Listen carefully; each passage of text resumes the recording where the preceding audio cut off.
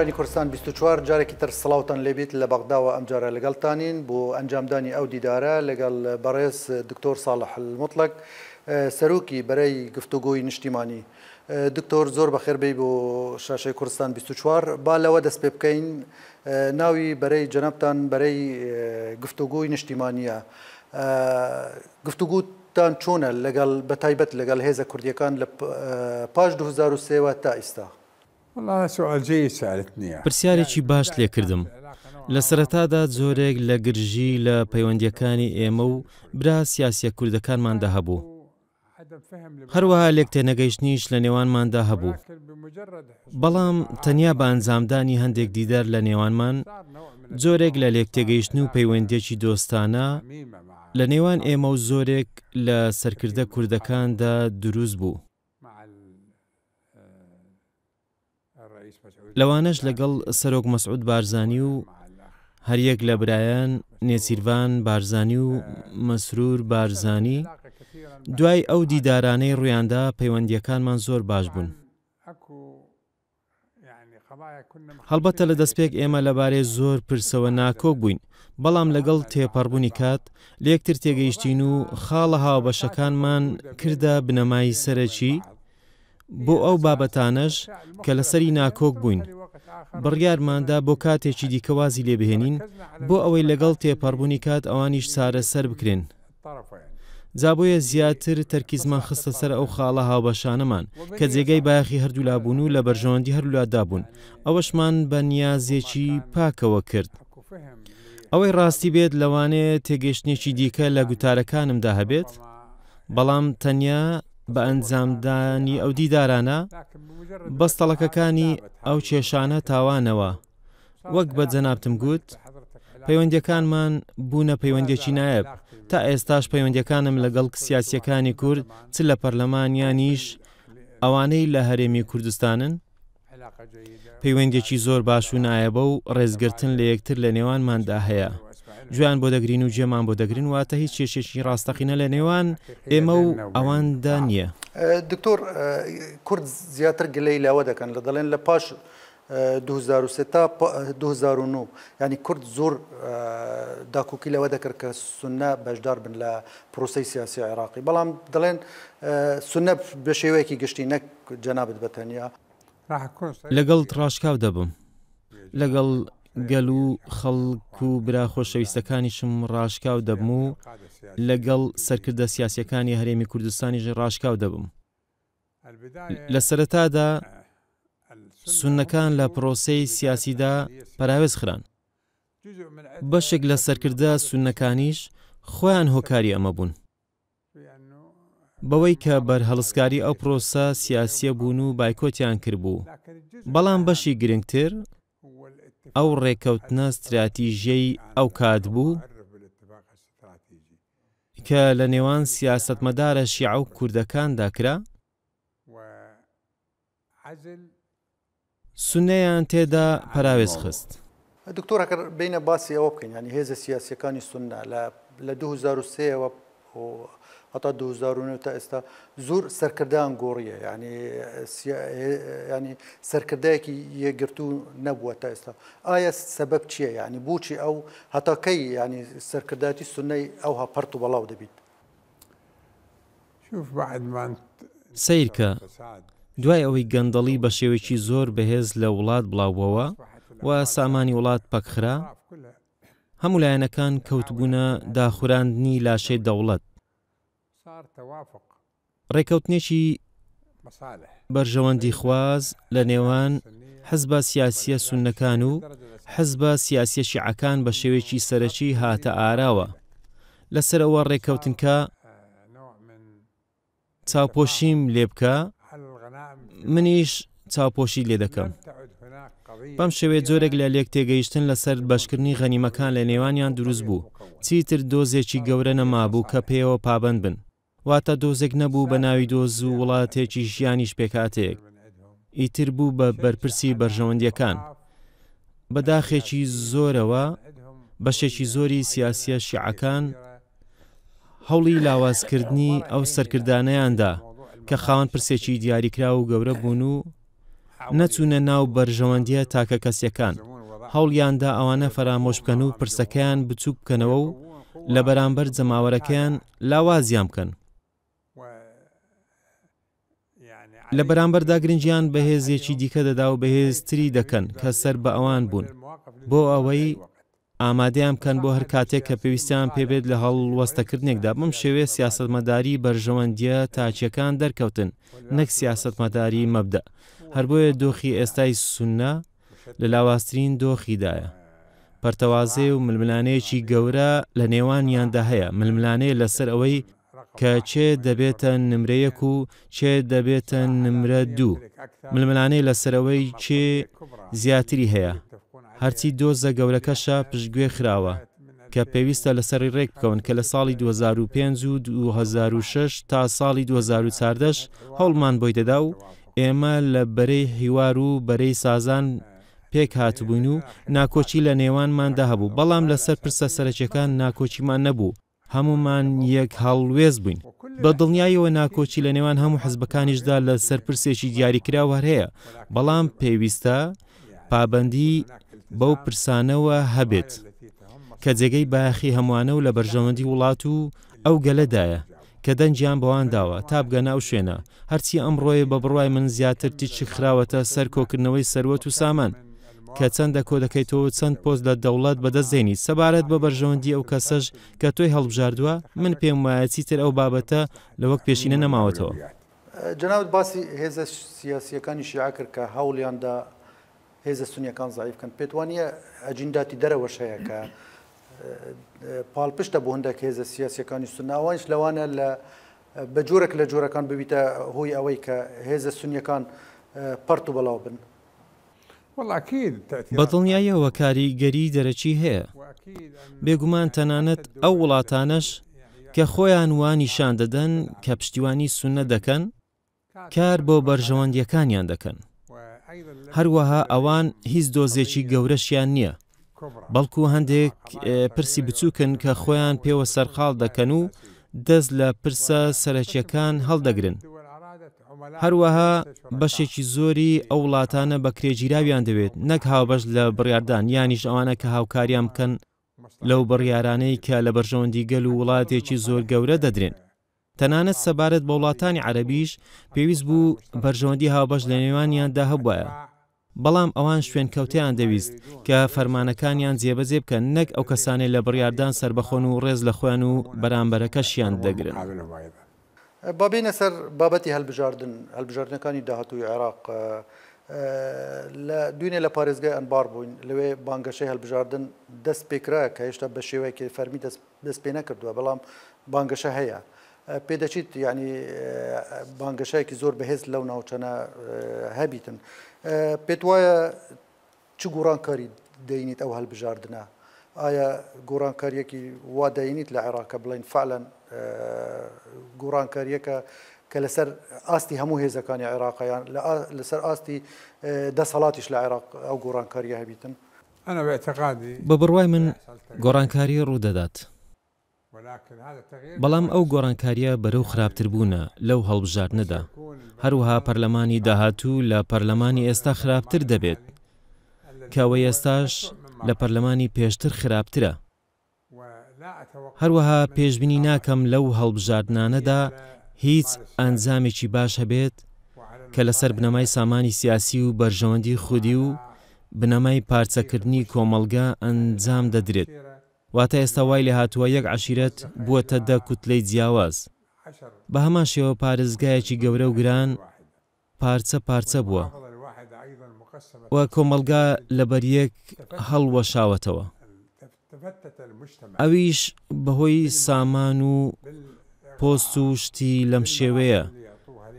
بە شێوێک کۆمەڵگا چیتر ئەو پێکهاتە یەکگرتووە نەماوەتەوە کە پێشتر هەمان بوو، نە لە تیرە و نە لە هۆز و نە لە پارێزگاش. هەروەها ئەگەر ئەو بابەتەش لە وڵاتەکەمان هەر نەشمێنێت، من هەر ڕەشبینم لەو هەڵبژاردنە، چونکە ئەگەر تۆ بتەوێت ئاماری ئەو وێنانە وەرگریت کە لە شەقامەکاندا دانراون، من دڵنیایشم کاتێک لە بەغداوە تێپەڕیویت ئەو وێنانت بینیون کە هەڵواسراون و دەزانیت کە قەبارەی هەندێک لە وێنانە پێویستیان بە سەدان ملیۆن دینارە تا بەو قەبارەیە دروست بکرێن. ئەو هەموو پارەیان لەکوێ هێناوە؟ هەر کەسێکیش کەوەندە پارێ هەبێت کە تەنها ئەو گوژمە پارەیە لە وێنەکانی و ئەو شوێنانەی بۆی داناون و وێنەکانی خەرج بکات، پێشبینی دەکەیت لە داهاتوودا ئەو کەسە بە خاوێنی و دەستپاچیەوە کار بکات، یانیش دەیەوێت قەرەبووی ئەو زیانە بکاتەوە کە لەو هەڵبژارنە لە دەستیداوە. ئەمڕۆ نرخی هەر پەرلەمانتارێکی عێراق کە بیۆی سەرکەوێت لە نێوان 2 میلیارد بۆ 4 میلیارد دینارە. جا بۆ نمونە ئەو کەسەی 2 میلیارد تا 3 میلیارد دینار خەرج دەکات بۆ ئەوەی سەرکەوێت و ببێتە پەرلەمانتار، ئەوەی ئەو جۆرە گوژمانە خەرج دەکات، ئایا پێویستی بەوە نییە گەندەڵی بکات بۆ ئەوەی لە داهاتوودا چەندین ئەوەندە قازانج بکاتەوە و لە وێزگە نوێیەکەیەوە دەست پێ بکاتەوە؟ بەشێکی گەورەی ئەو حزبانە هەر لە سەرەتاوە لەسەر ئەوە کاریان کردووە کە گرنگی بە سامانە سیاسیەکان بدەن و حزبی سیاسی پێیدا بمەزرێن و جەماوەر هەر لە ڕێگەی سامانی سیاسیەوە کۆبکەنەوە، واتە ئەو جەماوەری لە کاتی هەڵبژاردن دەنگیان پێدەدەن. هەر بۆیە ئەگەر سیر بکەین ئەو جەماوەرەی لەو هەڵبژاردنەدا لە ئەنبار و پارێزگاکانی دیکە بەشداری لە دەنگدان دەدەکەن، ڕێژەکەیان 120 تێپەڕ ناکات. ئەمەیە هۆکاری سڵکردنەوەی خەڵک، چونکە تەنها توێژێکی سوودمەند لەو حزبانە ماون کە لە هەڵبژاردندا بەشدار دەبن.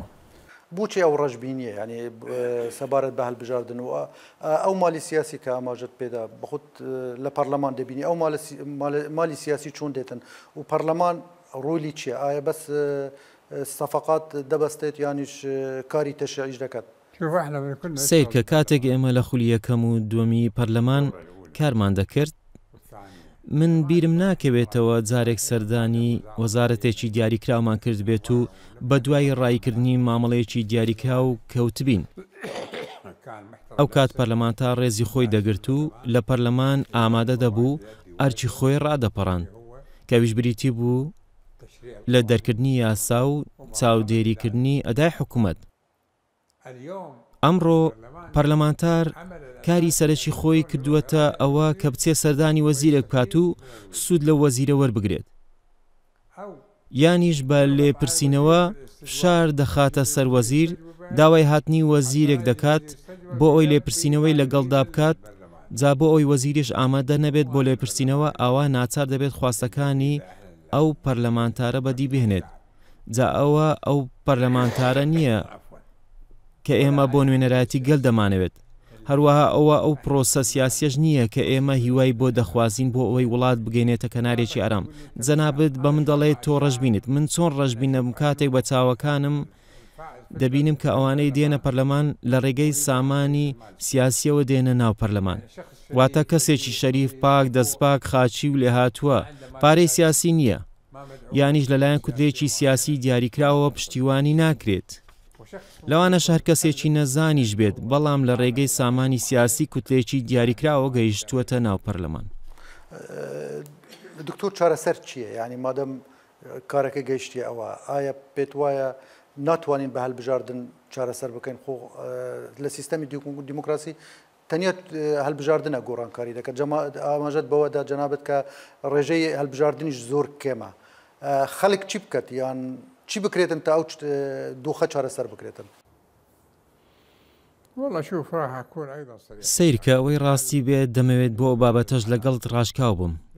لەو جۆرە حاڵاتانەدا ئەگەر لە ڕێگەی بەشداریکردنێکی فراوانی جەماوەریەوە هاتبێت، بەڵام لەو بەشداریە فراوانی جەماوەریدا نەتوانێت ڕێژەی 120 بەدەست بێنێت، ئەوە هیچ نرخێکیان نابێت.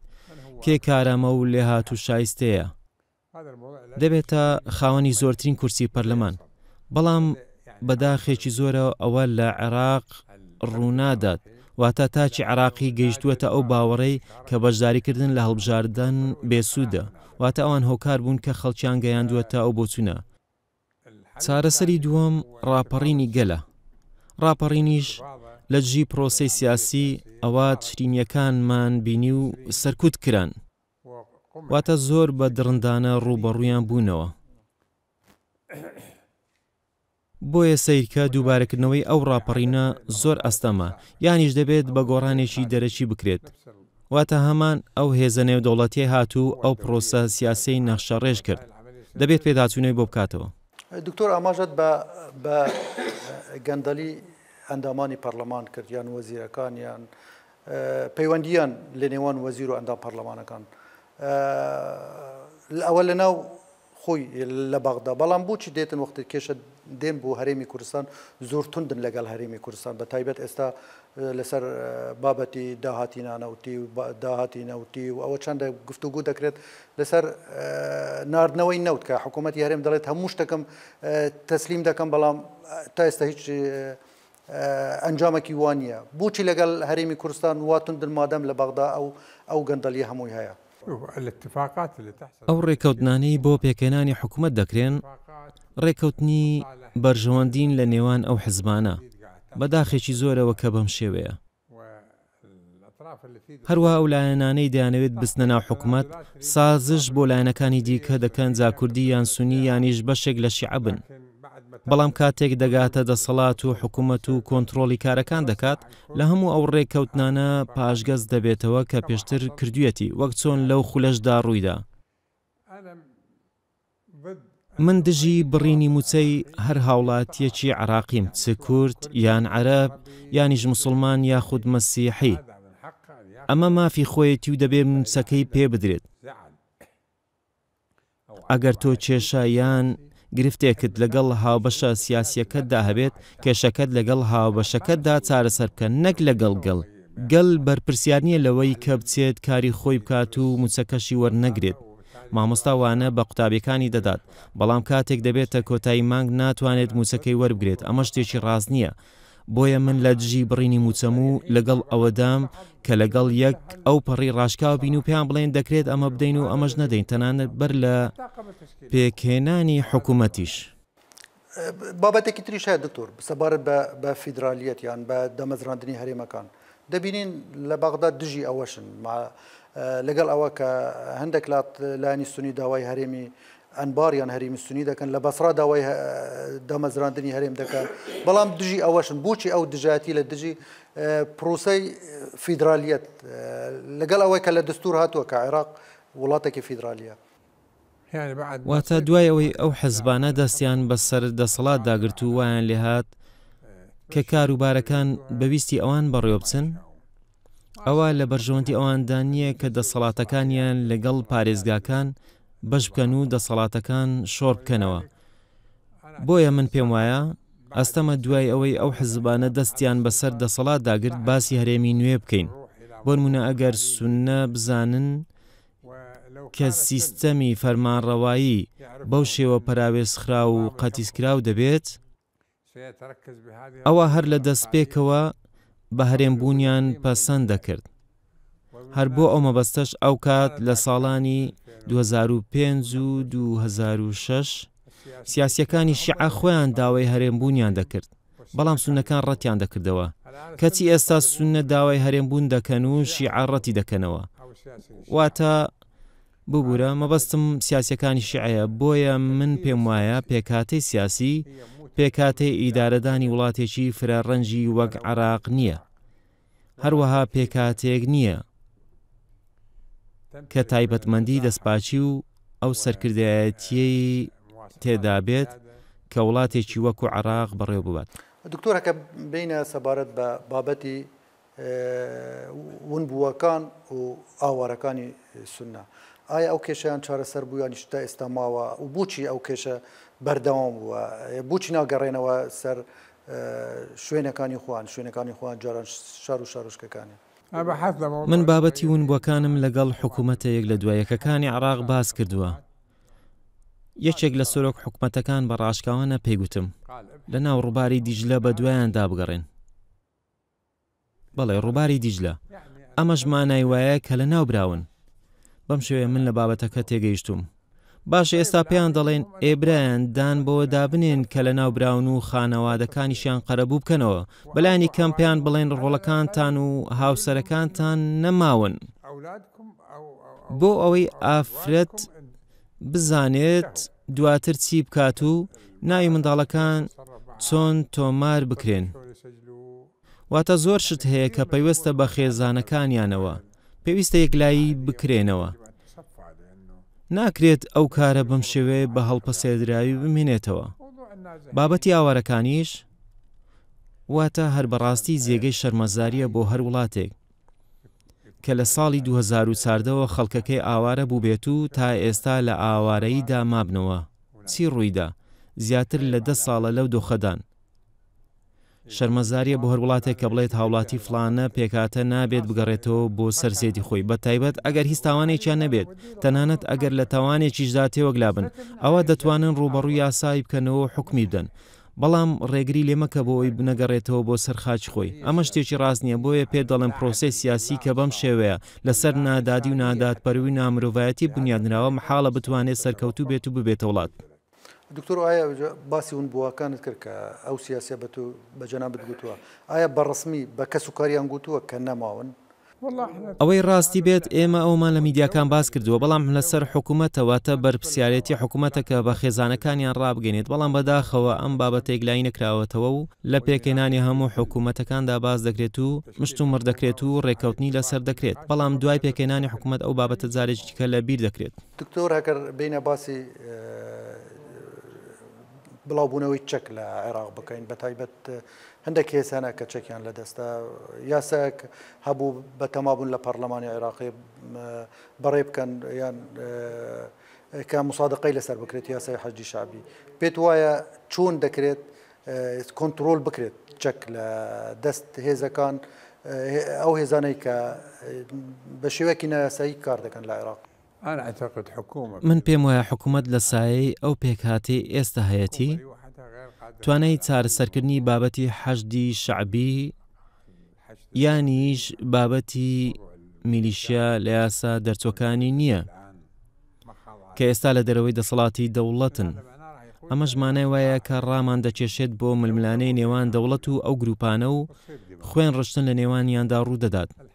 چارەسەر ئەوەیە کە ئەو کوتلە سیاسیانەی ئێستا لە پێکاتێ حکوومەتدا بەشدارن بڕیارێک بۆ چارەسەرکردنی ئەو کێشانە بدات. سەردەمانێکی لە مێژە من باسی ئەو بابەتە دەکەم، واتە هەر لە سەرەتاکانی پێکهێنانی حەشدی شعبیەوە بەوەی کە پێکهێنانی هێزێکی سەربازی هاوتەریب لەگەڵ هێزی سوپاپۆلیس کارێکی هەڵەیە ئەگەر لە هەر وڵاتێکیش بێت، جا چ عێراق بێت یان وڵاتێکی دیکە، بە تایبەت ئەگەر پێکاتەکە مەزهەبی بێت.